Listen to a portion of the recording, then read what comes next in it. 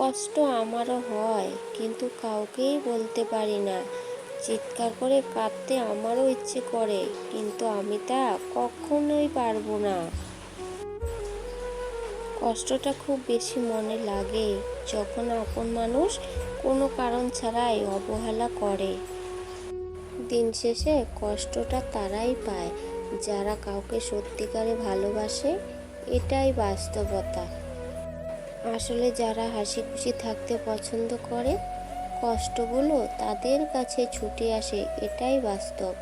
কিছু হারিয়ে গেলে যা কষ্ট হয়, তার চেয়ে বহুগুণ বেশি কষ্ট হয় কেউ বদলে গেলে। বুকে হাজার কষ্ট নিয়ে হাসি মুখে অভিনয় করার নামই জীবন। কেউ যদি তোমায় কষ্ট দেয়, তাকে পাল্টা কষ্ট দিয়ে বুঝিয়ে দেবে কষ্ট কাকে বলে।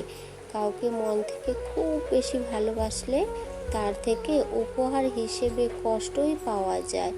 যখন বিশ্বাস শব্দটি উঠে যায়, তখন সরি কথাটি কোনো মূল্য থাকে না। ভালোবাসা মানে শুধু দেহের আকর্ষণ না, ভালোবাসা মানে হলো শ্রদ্ধা, সম্মান, বিশ্বাস ও ভরসা।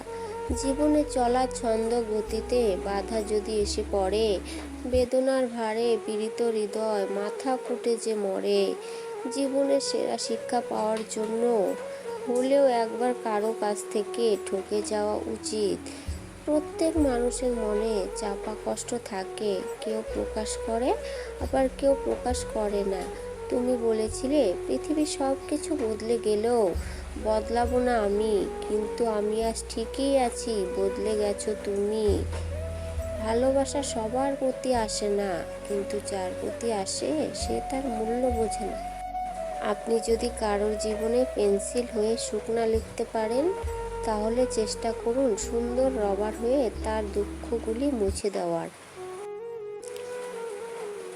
যে সত্যি তোমাকে ভালোবাসবে, সে কখনো তোমাকে ভুলে থাকতে পারবে না। হয়তো অভিমান করে কথা বলবে না, তবু সে সারাক্ষণ তোমাকেই মিস করবে।